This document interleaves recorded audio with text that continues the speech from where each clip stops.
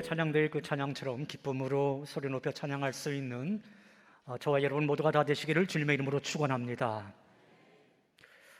여러분은 어떠한 때에 다른 사람에 대해서 답답함을 느끼시나요? 정말 저 사람 답답하네. 말이 정말 안 통하네. 언제 그리고 어떠한 상황 속에서 그러한 감정을 느끼십니까?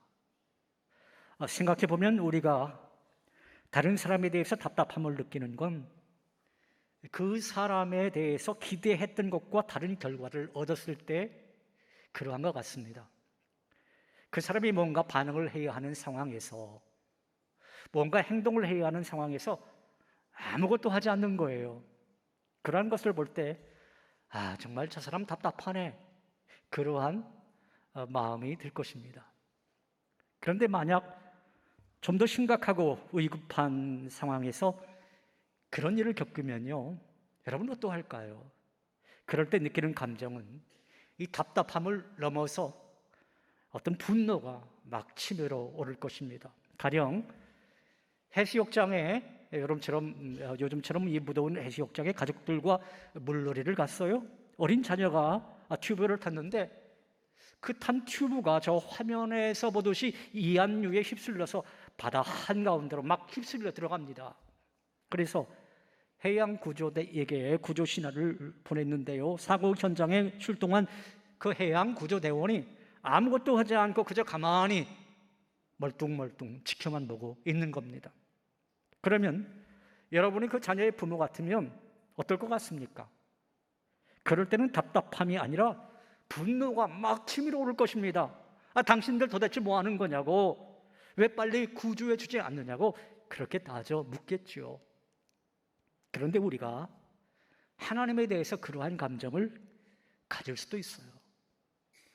이건 우리가 하나님을 믿는 사람으로서 경험하는 어떤 하나의 시험이기도 합니다. 하나님이 아무것도 하지 않는 것 같다고 느낄 때가 있더란 말이죠. 분명 내가 열심히 그 문제에 대해서 기도했는데, 계속 기도했는데 아무런 변화가 없는 거예요. 도대체 하나님이 내 기도를 들으시는지 잘 모르겠는 거예요.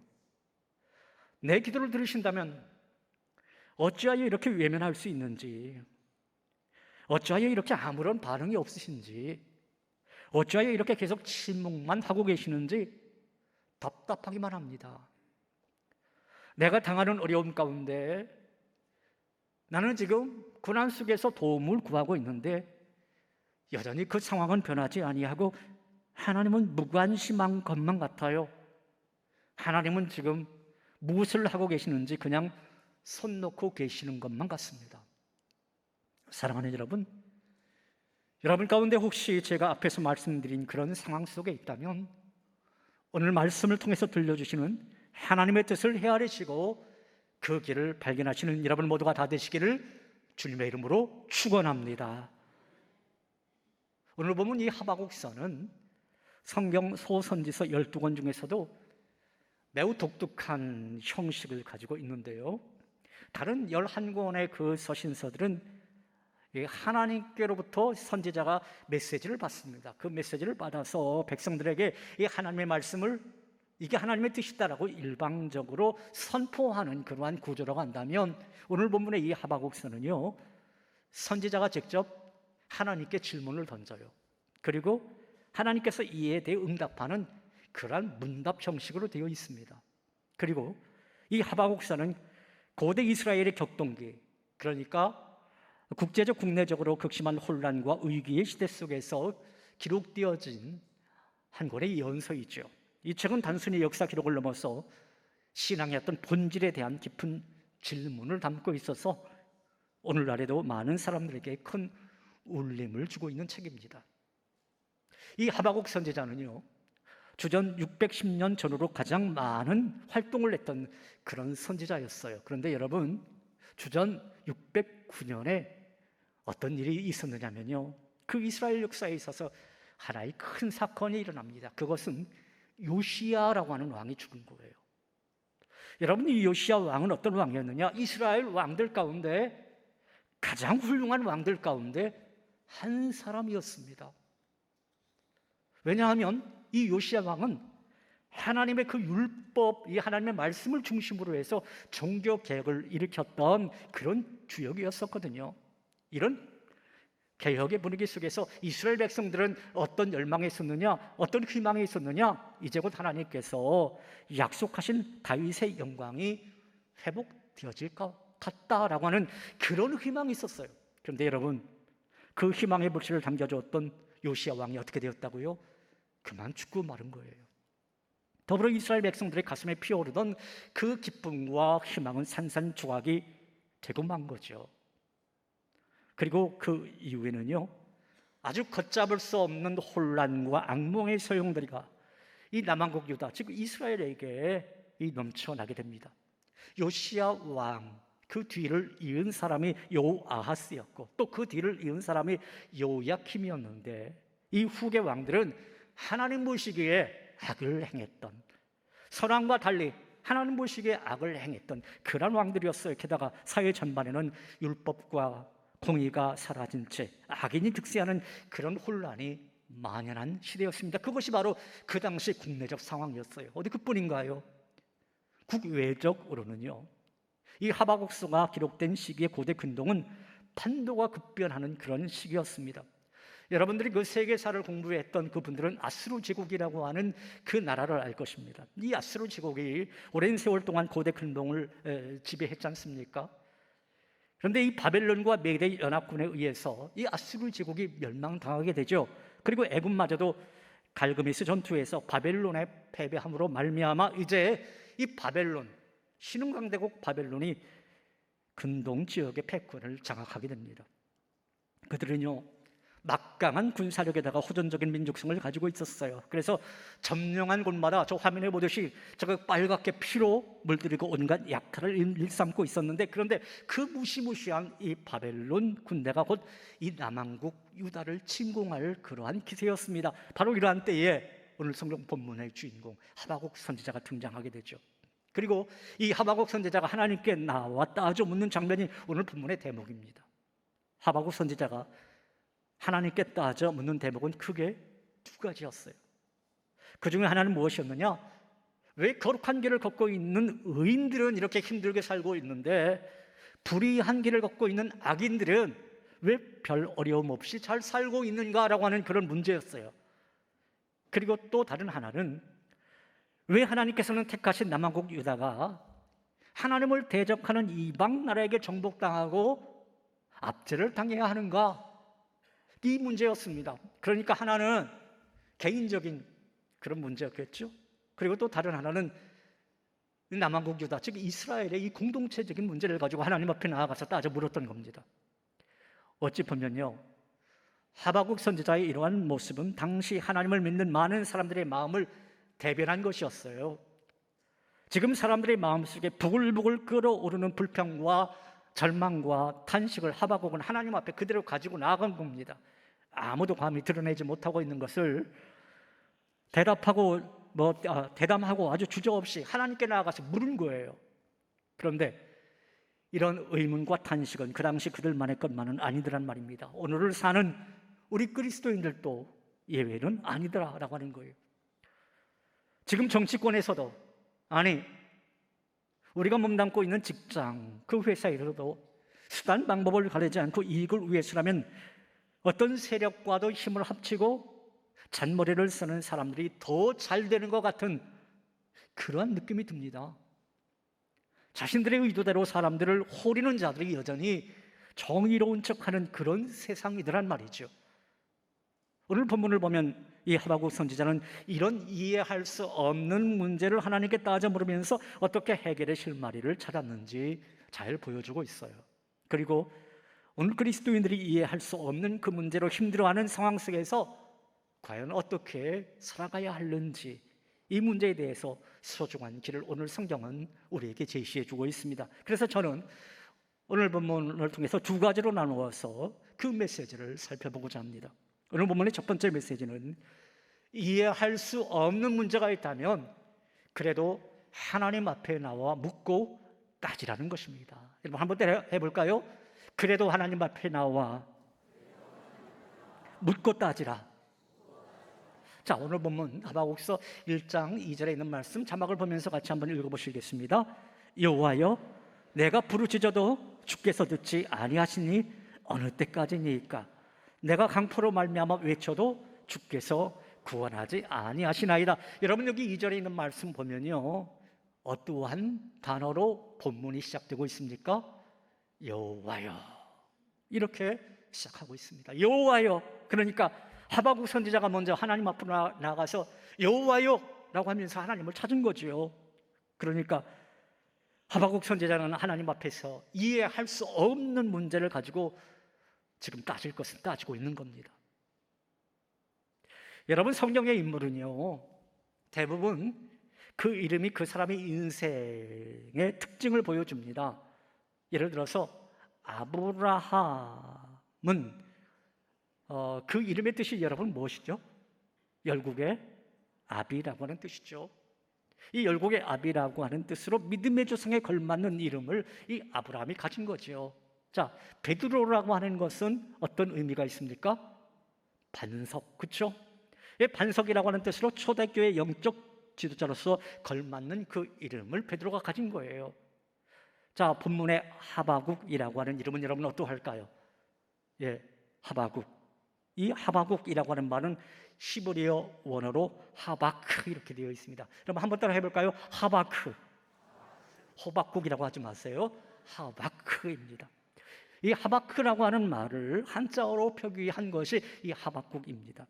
이 하박국이라고 하는 이름의 뜻이 있습니다. 이 뜻이 뭐냐? 어떤 문제를 품고 씨름하는 사람이다라고 하는 그런 뜻이 있어요. 이러한 뜻으로 이해할 수 없는 문제를 따져 묻는 그 모습에 걸맞는 이름이 바로 이 하박국인 것 같습니다.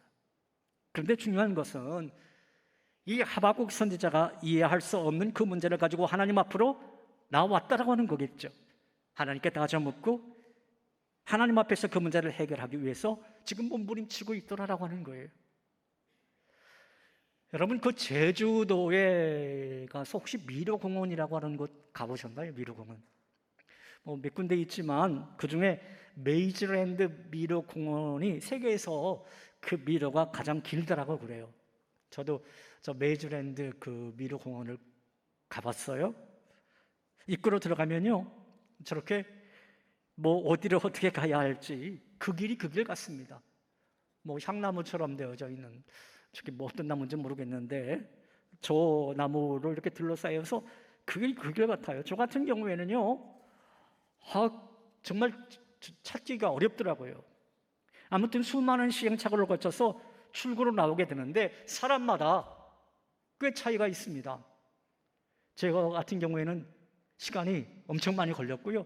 제 아들 같은 경우에는 금방 나오더라고요. 무엇을 가지고 찾았는지. 자, 그런데 저런 미로공원도 높은 곳에서 보면요, 길이 다 보이더라는 거예요. 아마 저 드론에서 찍었겠죠, 항공사진이나. 자, 만일 길이 다 보이는 저 높은 곳에 있는 사람, 그 사람에게 무전기로 묻습니다. 내가 지금 어디에 있는데 어떤 길로 나가면 돼? 그러면요, 몇 분 안에 입구에서 출구까지 나올 수 있겠더라라고 하는 거예요. 여러분, 우리 인생길도 그런 것 같습니다. 마치 우리의 인생길, 여러분의 인생길 미로와 같지 않습니까?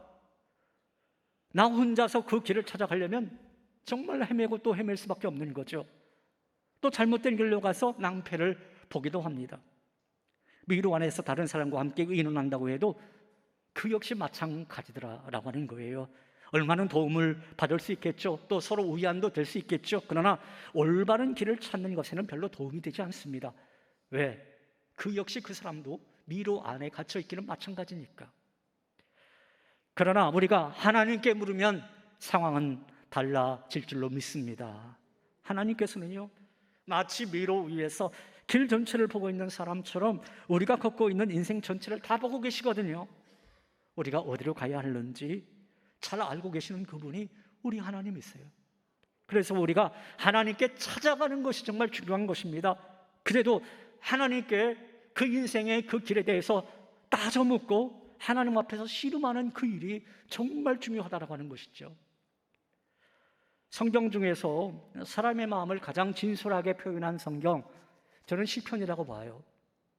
그 성경 시편 가운데 하나님 앞에 따져 묻는 장면이 꽤 여러 군데서 나오거든요. 오늘 우리가 시편 13편 이 말씀을 또 다른 본문으로 읽어보았는데요. 또 이 시편 13편 말씀을 우리가 교독문으로도 교독을 했었습니다. 자, 다시 한번 이 시편 13편 1절에 있는 말씀 소리내서 읽어봅니다. 여호와여, 어느 때까지니까 나를 영원히 잊으시나이까? 주의 얼굴을 나에게서 어느 때까지 숨기시겠나이까? 자, 지금 시편 기자도 하나님 앞에 따져 묻고 있는 장면이 나오잖아요. 그런데 여러분, 한 걸음 더 나아가서 시편 22편 1절에 있는 말씀을 읽어볼 필요가 있겠습니다. 이 말씀 읽어볼까요? 내 하나님이요, 내 하나님이요, 어찌 나를 버리셨나이까? 어찌 나를 멀리하여 돕지 아니하시오며 내 신음소리를 듣지 아니하시나이까? 여러분, 그런데 이 말씀 신약 성경에서 많이 보아온 그 말씀 아닙니까? 예, 그렇죠. 예수님의 기도 겟세마네 동산에서 내 하나님이여, 어찌 나를 버리셨나이까? 예, 마지막 그 십자가 지실 때에 그 외쳤던 그 말씀, 그런 말씀 아닙니까? 여러분, 이 시편의 고백들이 어떻게 들리시나요? 좀 심하다라고 하는 그 생각이 드십니까? 저 말은 나만은 상관이 없는 성경 구절이야, 이런 생각이 드십니까? 아니면 혹시 어떻게 불손하게 저런 것을 성경에 기록할 수 있어, 그런 생각 드십니까? 그런데 표현은 좀 다를 수 있지만요, 우리도 비슷한 마음을 가질 때가 꼭 있더란 말이죠. 그런데 여러분, 이 시편 13편과 시편 22편 누가 썼습니까? 누가 썼나요? 성경 그 표제 글을 보니까 다윗이 썼다라고 그래요. 이스라엘의 성군, 가장 하나님을 사랑했다고 말해도 무방한 사람이었던 그 다윗, 그러한 다윗도 미로 같은 인생길 속에서 하나님께 그렇게 따져 묻고 있더란 말이죠. 오늘 본문의 하박국 역시 마찬가지였어요. 도저히 이해할 수 없는 사건들 앞에서 그는 혼자서 고민하지 않았습니다. 지혜롭다고 말하는 사람, 그 사람과 의논하지 않았어요. 그 문제를 가지고 누구에게 달려나갔느냐? 하나님 앞에 달려나가서 따져 묻습니다. 여호와여, 왜 내가 부르짖어도 듣지 않으십니까? 라고 말입니다. 여러분, 오늘 우리도 그렇게 해야 합니다. 내 힘으로 해결할 수 없는 문제를 만나면 먼저 하나님 앞에 달려가서 여호와여, 여러분도 그렇게 소리 지르십시오. 도저히 어떻게 해야 할지 모르는 문제를 만나면 여호와여, 이거 어떻게 하면 좋습니까? 그렇게 따져 물으실 수 있기를 바랍니다. 여러분, 그거 잘못 아닙니다. 하나님께 질문해도 괜찮습니다. 우리는 얼마든지 의심을 가지고 하나님께 나아갈 수 있습니다. 하박국은 자신을 힘들게 하는 그 의심을 그냥 덮어두지 않았어요. 절박한 기도에도, 넘치는 죄악에도 그저 침묵만 하고 계시는 하나님을 좀처럼 이해할 수 없었기 때문에 그는 여호와여, 그렇게 부르짖으며 하나님 앞에 나아갔던 것을 볼 수가 있습니다. 하나님, 당신을 의심해도 될까요? 하나님, 당신을 의심해도 될까요? 라고 하는 저 화면에 보이는 책이 있어요. 이 책은 미국 캘리포니아 밀로파크 장로교회 그 담임 목사이신 존 오트버그 목사님이 저 책을 썼는데요, 이 책은 의심과 믿음 사이에서 끊임없이 혼란스러울 수밖에 없는 그리스도인들의 저지를 저자의 진솔한 경험을 토대로 풀어놓은 그런 한 권의 책입니다. 자, 그렇다면 우리가 단도직입적으로 하나님, 당신을 의심해도 될까요? 라고 하는 이 질문에 대한 저자의 답변은 여러분 무엇일까요? 그 답은요, 해도 된다라는 거예요. 해도 된다, 의심해도 된다, 따져 물어도 된다라는 거예요.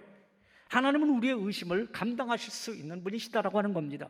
여러분, 우리는 뭔가 의심을 하면 믿음이 없는 것처럼 여겨지고 그렇게 말하면 안 될 것 같은 분위기 속에서 신앙생활을 하곤 합니다.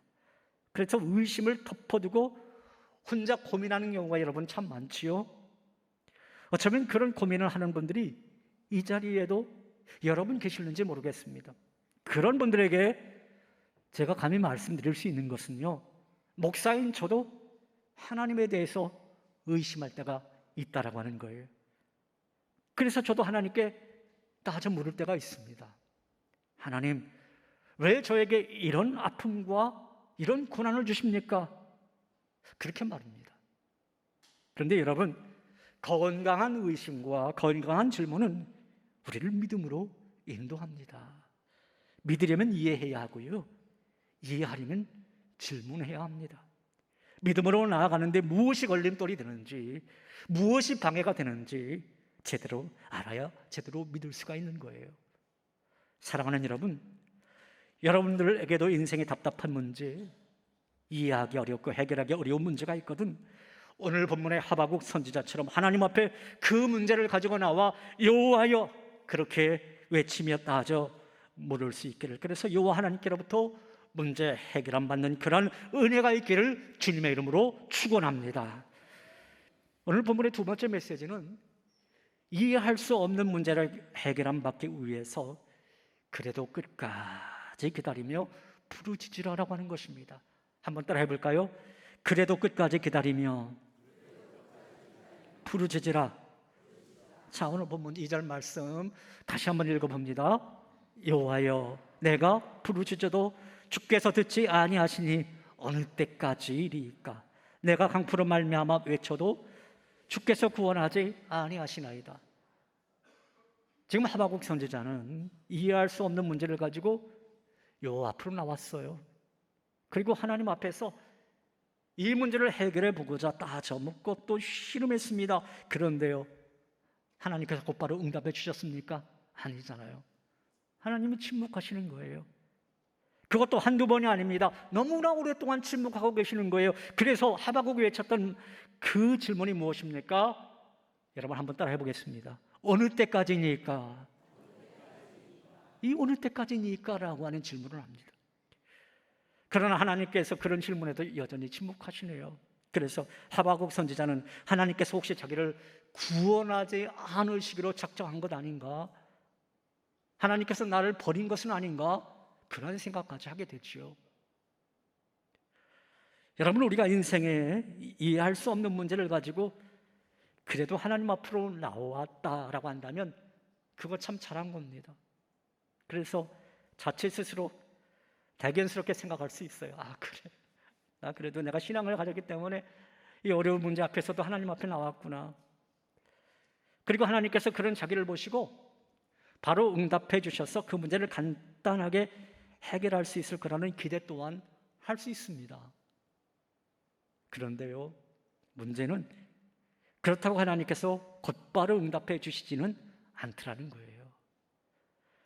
하나님께서 우리를 영적으로 더 연단하시고 훈련시키는 일은 이제부터 본격적으로 시작되더라라는 것입니다. 성경을 자세히 살펴보면 놀랍게도 이것은 하나의 공식처럼 되어 있어요. 대부분의 믿음의 사람들이 하나님의 응답이 자기들 생각보다 더디기 때문에 큰 고통을 겪곤 합니다. 오늘 보면 시편 13편 1절 2절에 있는 말씀 속에서도 다윗이 이렇게 절규하는 대목이 나오지 않습니까? 이 말씀 1절 2절 이어서 한번 읽어보겠습니다. 여호와여 어느 때까지니까? 나를 영원히 잊으시나이까? 주의 얼굴을 나에게서 어느 때까지 숨기시겠나이까? 나의 영혼이 번민하고 종일토록 마음에 근심하기를 어느 때까지 하오며 내 원수가 나를 치며 자랑하기를 어느 때까지 하리까? 다윗은요 지금 다급한 마음으로 하나님께 나와서 부르짖고 기도하고 있는 거예요. 그러나 하나님께서 여전히 침묵하고 계십니다. 그래서 너무도 급하게 두려운 마음에 하나님께 울부짖습니다. 그래도 하나님께서 여전히 침묵하고 계십니다. 그래서 4번이나 반복해서 어느 때까지니까, 어느 때까지니까, 어느 때까지니까, 어느 때까지니까 질문을 계속 던집니다. 지금 다윗은 급하지만 그럼에도 하나님께서는 아직 때가 아니다, 그렇게 말씀하고 있는 것이죠. 그러면 여러분, 왜 하나님께서는 이렇게 오랫동안 침묵하고 계시는 것일까요? 왜 이렇게 다윗을 애타게 하시는 것일까요? 다윗의 관심은 어떠한 자신의 문제가 해결되는 것에 있었지만요, 하나님의 관심은 한 차원을 뛰어넘습니다. 하나님의 관심은 다윗의 영적 훈련에 관심이 있었던 거예요. 다윗은 그 과정이 정말 너무나 급해요. 내가 죽고 사는 문제인 것 같아요, 그 문제가. 그런데 하나님의 시선에서는 그것을 다윗의 연단 과정으로 본 겁니다. 다윗을 진정 다윗되게 하기 위한 연단 과정. 여러분, 그렇습니다. 해결할 수 없는 문제 때문에, 그리고 이해할 수 없는 문제 때문에 하나님 앞으로 나온 사람들은 대부분 이렇게 질문하게 됩니다. 하나님, 어느 때까지니까? 어느 때까지니까? 라고 말이죠.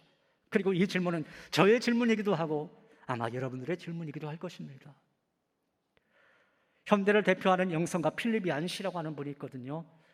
이분이 바로 이 문제에 대해서 몇 권의 책을 썼는데, 그 책 가운데 한 권이 내가 고통당할 때 하나님은 어디 계십니까? 라고 하는, 저 화면에 보이는 책이에요. 내가 고통당할 때 하나님은 어디에 계십니까? 이 책 속에 있는 짤막한 글을 여러분들에게 읽어드릴게요. 존에게서 온 편지를 뜯자마자 나는 걱정이 되었다. 편지는 평소 그의 단정한 필적을 찾아볼 수 없을 정도로 마구 휘갈겨져 있었다. 그는 추신해 난 피를 용서하십시오. 아마 적당한 말을 찾지 못해서일 겁니다. 제가 어떻게 말을 해야 되는지 모르겠습니다. 라고 적혀 있었다. 존 클렉스톤 부부는 큰 장애물과 정명은 충돌한 상태이다. 아내인 클라우디아가 임파선 암에 걸려 살 가능성이 반밖에 안 된다라고 하는 것이었다. 일주일 만에 의사들은 그녀의 겨드랑이부터 복부까지를 째고 그 병의 모든 흔적을 제거했다. 그녀는 혼이 빠진 사람처럼 맥없이 병원 침대에 누워 있었다. 당시 존은 한 지방병원 원목의 조력자로 일하고 있었다. 다른 환자들을 향한 그의 동정심은 위험하리만큼 하락하였다. 그는 이렇게 말하는 것이었다. 어떤 면으로는 다른 환자들이 당하고 있는 고통을 좀 더 이해할 수 있었죠.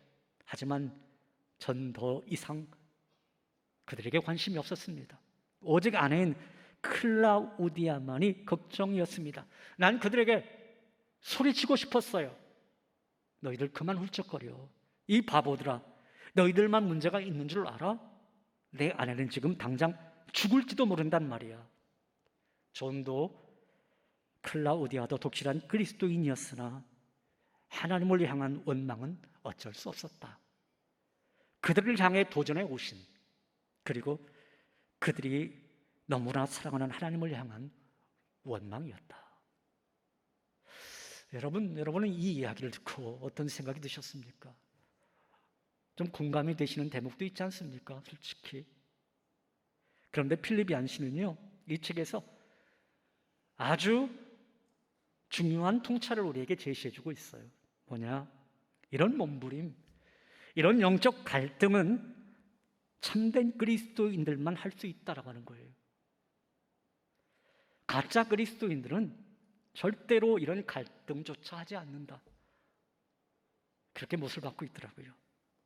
그리고 결국에는 하나님께서 가장 좋은 방법으로, 가장 선한 방법으로 이 존과 클라우디아, 이 부부의 문제에 그들의 삶에 개입해 주시더라라고 하는 거예요. 여러분, 그렇습니다. 오늘 본문의 하박국 선지자가 어느 때까지니까 라고 울부짖은 것은 결코 믿음이 없어서가 아닙니다. 다윗이 그렇게 부르짖은 것도 결코 하나님께 불평하고 저항하는 것은 아니었어요. 하나님께서 주시는 연단의 과정에서 외치는 어떤 하나의 고통의 신음이었던 겁니다. 여러분에게도 분명 인생을 살다 보면 이런 연단의 과정이 꼭 찾아옵니다. 어느 누구도 예외가 없습니다. 그때 그 고통을 피하지 말아야 합니다. 끝까지 견디며, 그래도 기도하며 부르짖으며 이겨낼 수 있어야 합니다. 그러면 우리의 믿음이 한 차원 더 성숙해질 것입니다. 그리고 보너스로 그 어렵고 힘든 문제도 잘 해결될 수 있을 줄로 믿습니다. 사랑하는 여러분, 부디 여러분에게 그러한 축복이 있기를 간절히 소망합니다. 이 시간 하나님의 열심이라고 하는 그 찬양 우리 같이 한번 해보죠.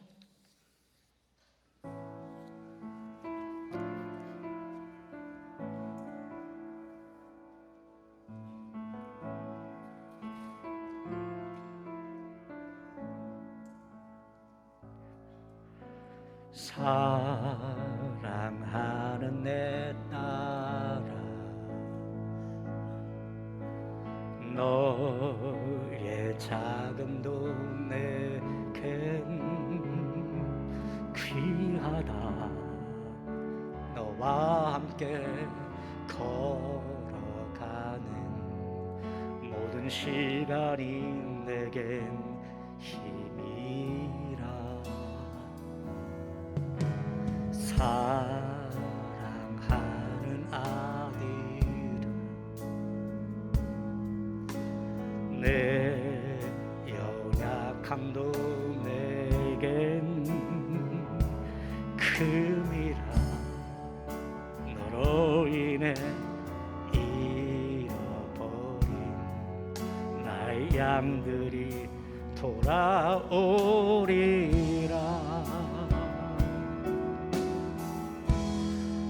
조금 느린 듯해도 기다려주겠니? 조금 더딘 듯해도 믿어줄 수 있니? 네가 가는 그 길 절대 헛되지 않으니 나와 함께 가자. 앞이 보이지 않아도 나아가주겠니? 이해되지 않아도 사랑해주겠니?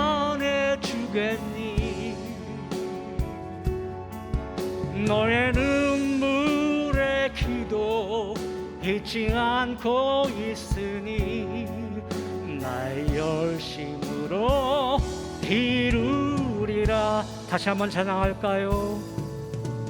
사랑하는 내 딸아, 너의 자금도 내겐 귀하다. 너와 함께 걸어가는 모든 시간이 내게 힘이라. 사랑하는 아들아, 사랑하는 아들아, 내 연약함도 내게 금이라. 너로 인해 잃어버린 나의 양들이 돌아오리라.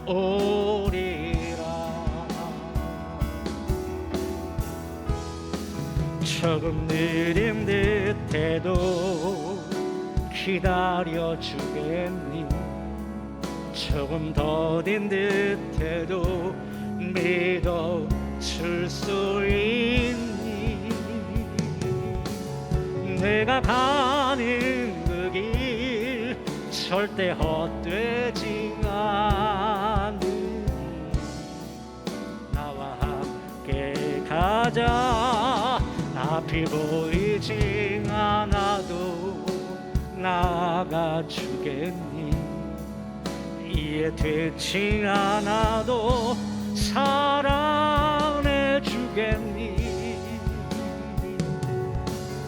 너의 눈물의 기도 잊지 않고 있으니 나의 열심으로 우리 양손 높이 들고 조금 느린 듯해도 기다려주겠니?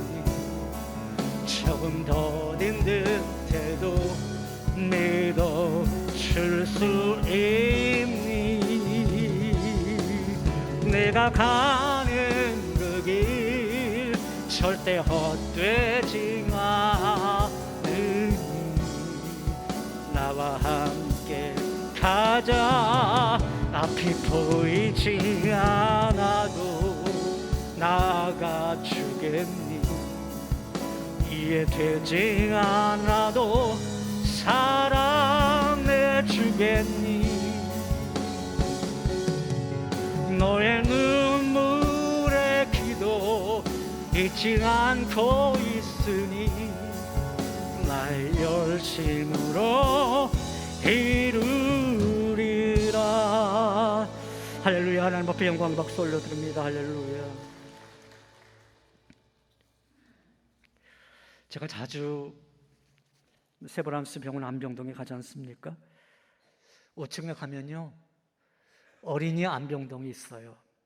그곳에 종종 어린아이들이 머리에 그 항암 주사를 꽂고 있어요. 그 누워있는 모습 보면 하나님, 저들이 무슨 죄가 있다고 저렇게 고통을 당하나요? 그리고 정말 선하게 사신 어떤 권사님이 병원 중환자실에 계세요. 하나님, 저분 정말 선하게 사신 분 아닙니까?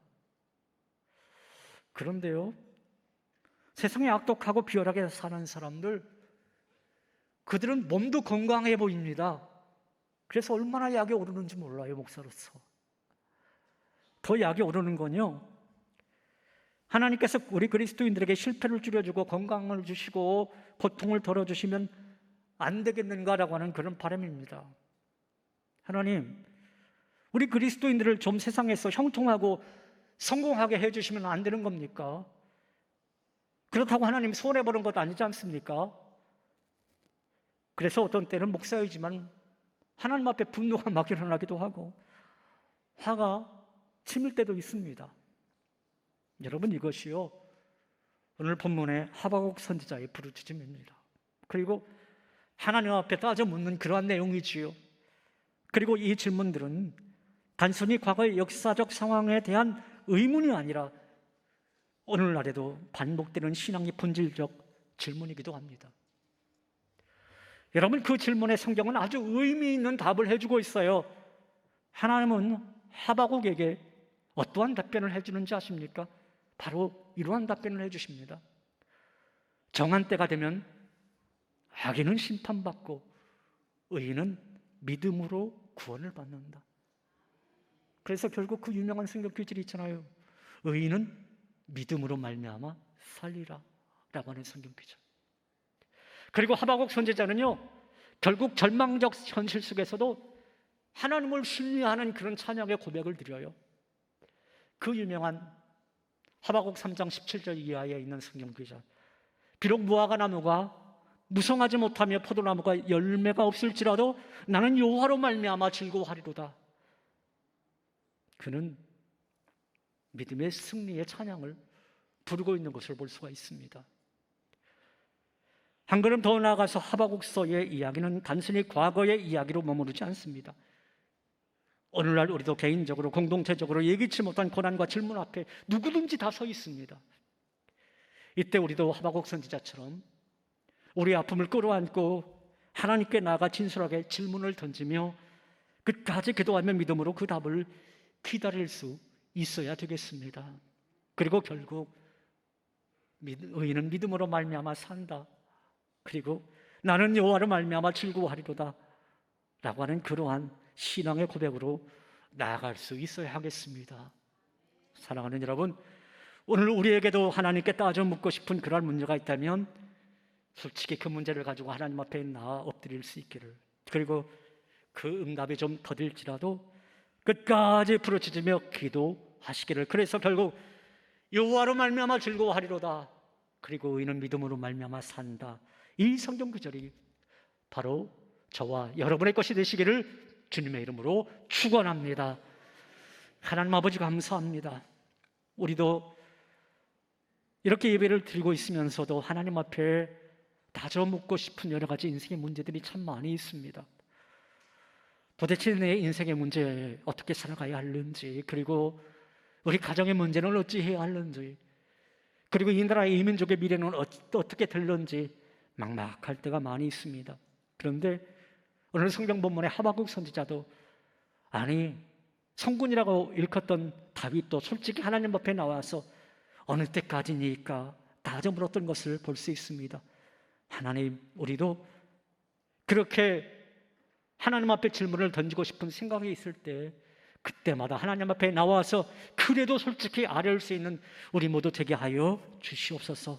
그리고 응답이 더딜지라도 끝까지 포기하지 않고 기도함으로 말미암아 의인은 결국 믿음으로 말미암아 산다. 그리고 나 스스로는 나는 여호와로 말미암아 즐거워합니다.